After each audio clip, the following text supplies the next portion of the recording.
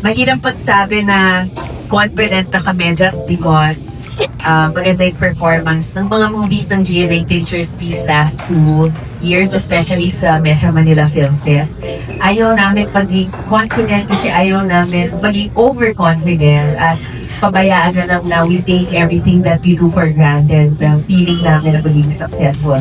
So, bawat movie na gagawin namin, we will still give our all. We will not feel or think na, ay, magiging success yan agad. Kasi pinaghihirapan talaga ang success. At minsan, hindi lang sa pinigay mo na lahat, naging successful. Minsan, meron rin niyang a bit of luck, a bit of grace, di ba? Kailan nagiging matagumpay or hindi ang mga movies, lalo na sa theatrical.